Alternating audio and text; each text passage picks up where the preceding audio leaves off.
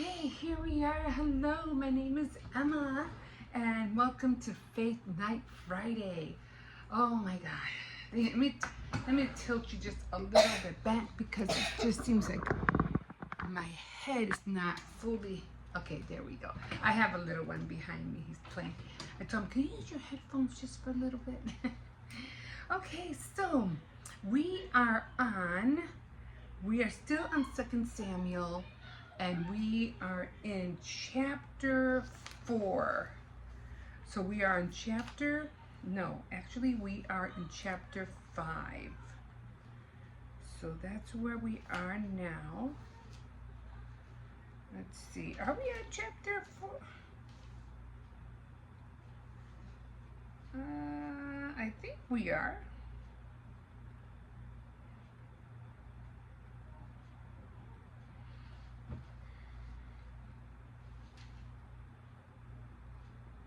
Yes, so we are on chapter 4 right now.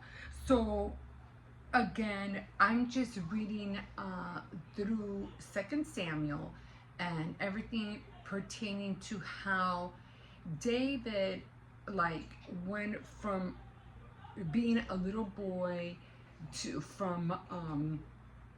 becoming a famous king.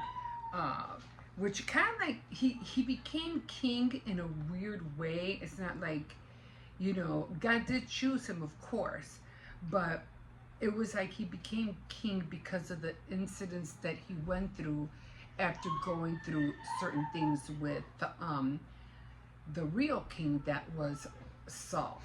Okay, and then during King David's time, as he was serving Saul had gotten jealous of David and then wanted to do away with him.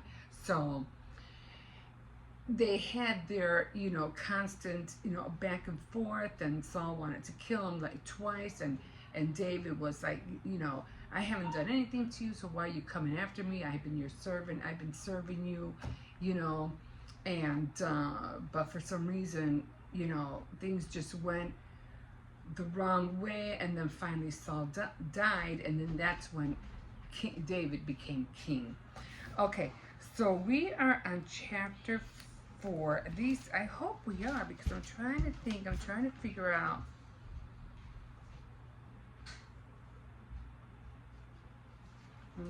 Okay.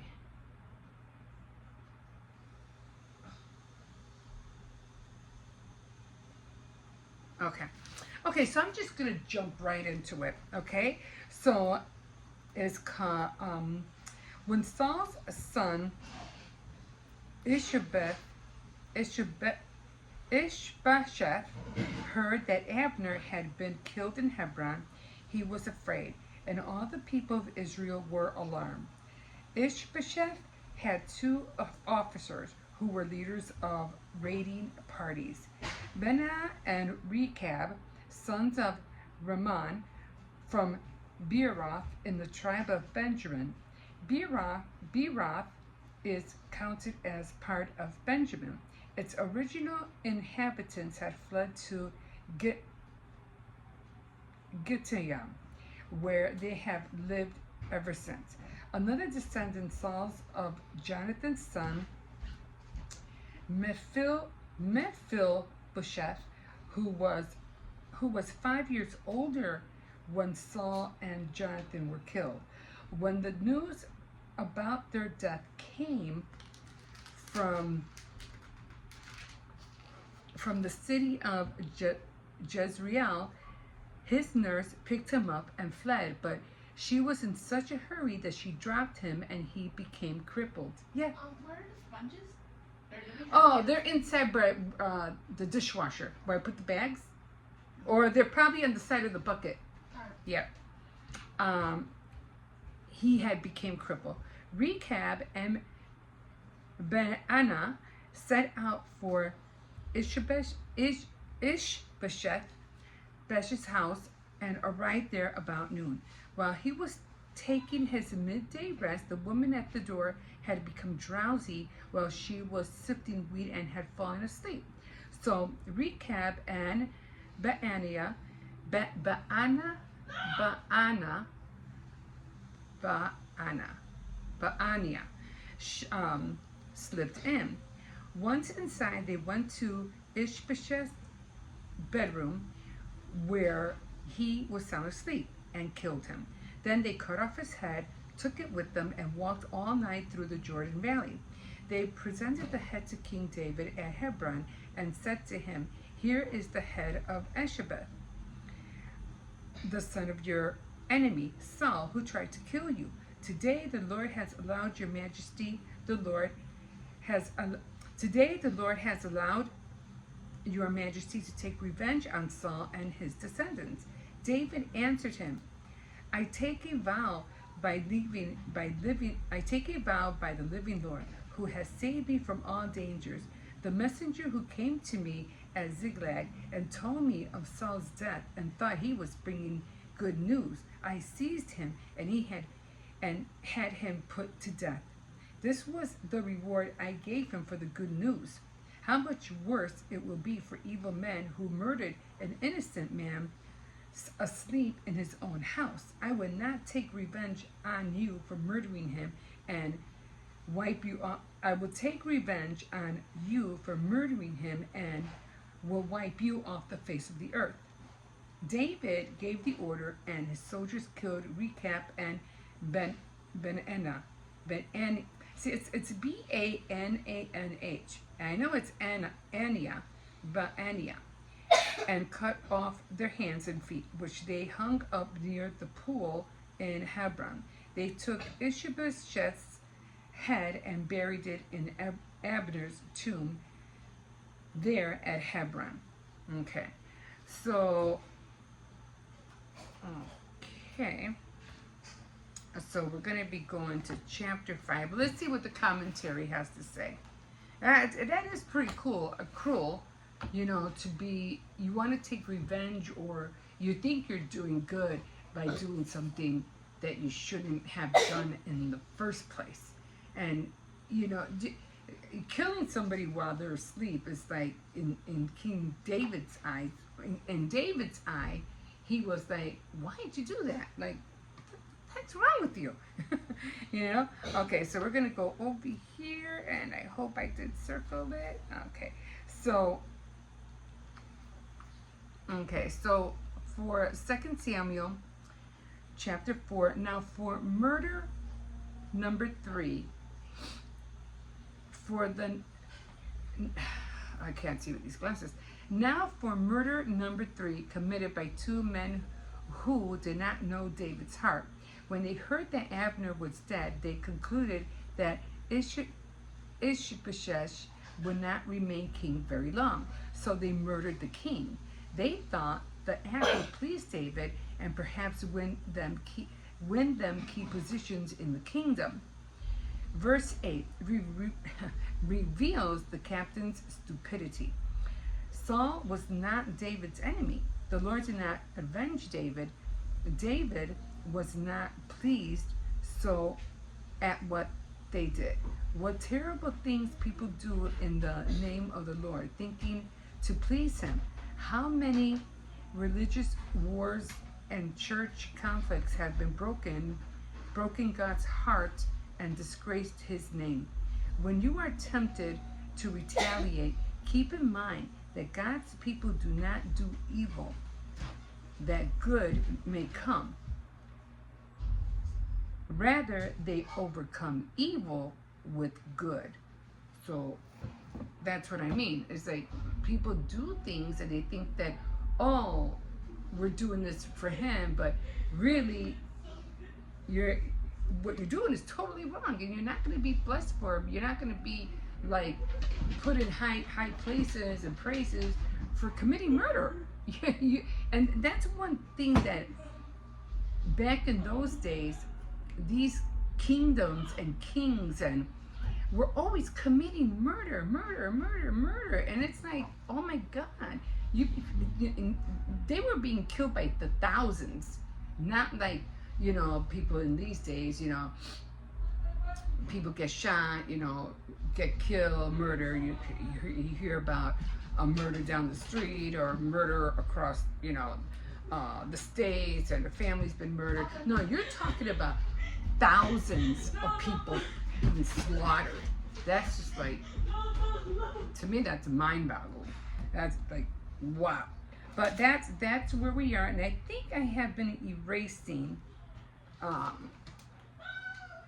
what I've read. So I know I did 3, and I'm going to erase 4. I think that's what I was doing.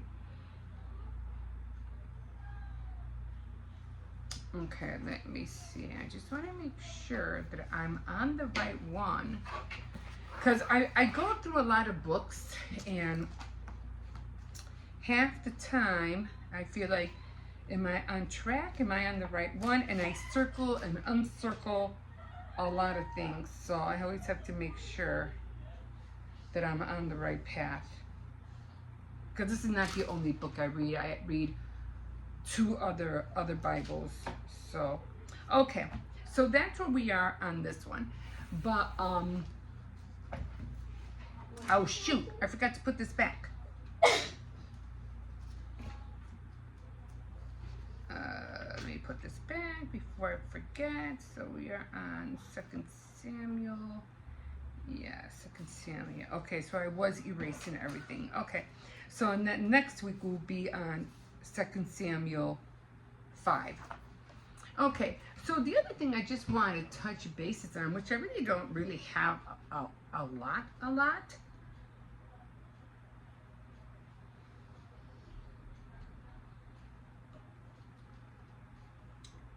And it's just, because I was talking, I don't know if it was last week I was talking about children, but I was thinking about, the enemy, and how conniving the enemy was with Eve when she ate the apple. He was very, very deceiving, and he's a very conniving person. He will slither his way into making something so he can watch you fall. And he's like that till this day. I mean, half the times I think, we think, oh, you do things, and people have this saying that, oh, the devil made me do it, But these days, it's like, the devil really doesn't has to do anything these days. It's like, he's almost like laughing at us, because it's like, I don't even have to do anything. People are becoming so, they're not all there. They're doing, all these, drugs and everything, and all this drinking and everything, and they're literally killing themselves, basically, because I don't have to do anything. They're doing it on their own. And he's, I'm not doing nothing. They're doing it on their own. So, and I say that because, not that I don't want to put anything down. I mean, I understand, and they have like this weed place that they just opened up over here at this mini mall that I go to. It's like right before I go to Walmart. I forgot what they're called. They're called something. Anyway, it literally has like a blunt. I think I showed it in one of my daily vlogs, and it actually shows a blunt, and a leaf, a weed leaf, and I forgot what kind of I don't know. I know it's called hibiscus, but it's a certain term that people use when they're under medical conditions, and they come to those places to get that. I mean, some people get it for for recreational reasons, whatever. But a drug is a drug, and just the same as like alcohol or whatever you do in moderation, that's fine. But if you do over excessive, then you really are putting yourself in danger. And I really don't care for doing anything that's gonna make your mind or your body not be able to, or you control. And sometimes I feel like anything out of something that is out of your control is not worth doing. And some people take it too far, and they end up literally destroying their own lives. And no, the devil has nothing to do with it. It's like, I don't have to do nothing. They're destroying themselves on their own, and he's just laying back going, you know.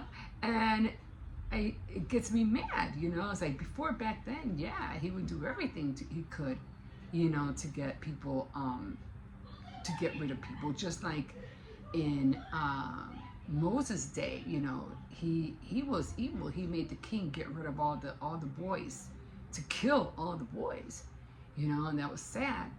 And then in another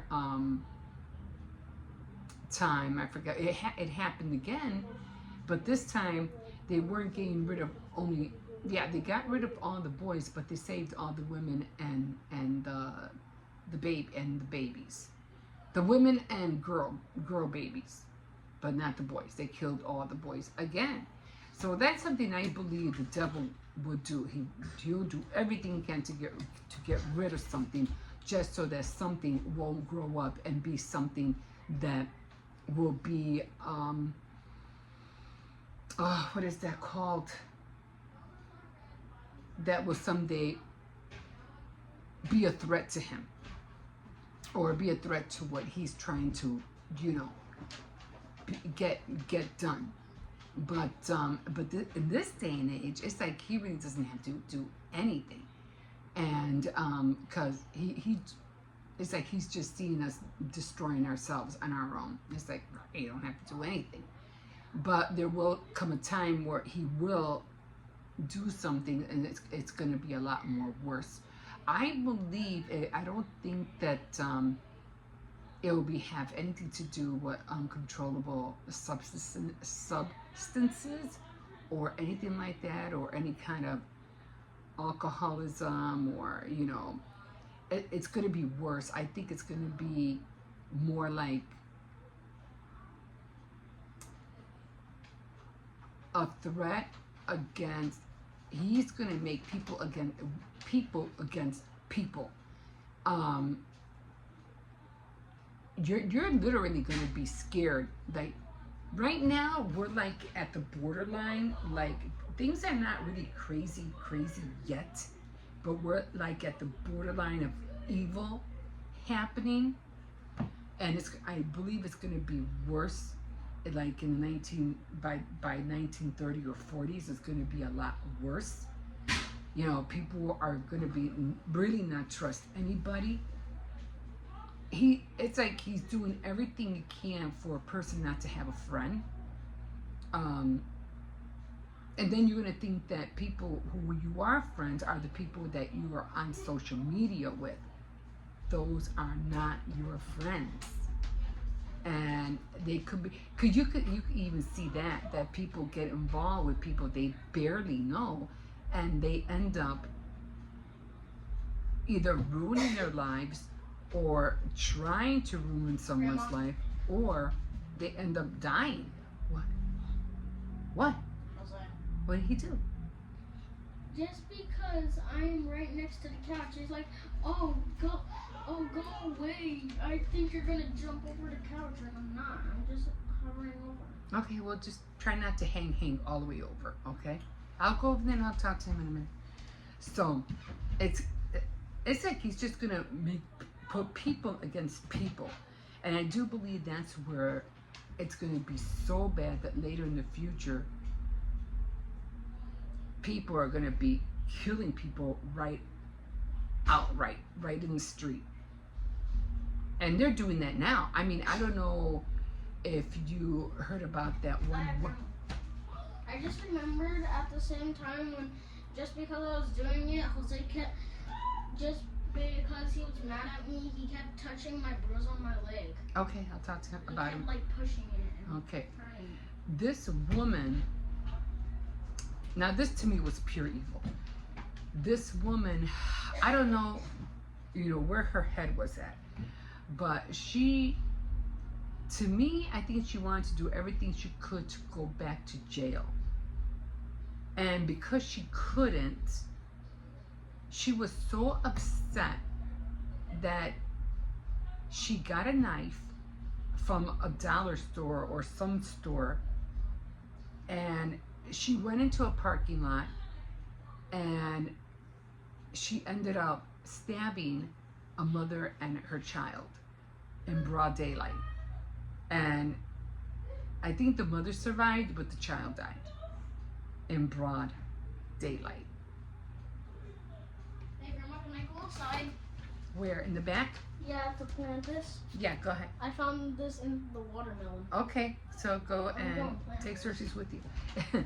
So, yeah, so that's what I'm saying. It's like right now, it's like we're okay. Yeah, we do see all the bad stuff that's happening, people being on drugs. They're not killing each other yet. They're more or less going against one another, like fighting against one another. But it won't be, well, it's not too far where people are literally just going to go out and killing one another. And if you don't want your children to hear this, please, by all means, please don't let them hear this. This is just for, for mature audience, okay?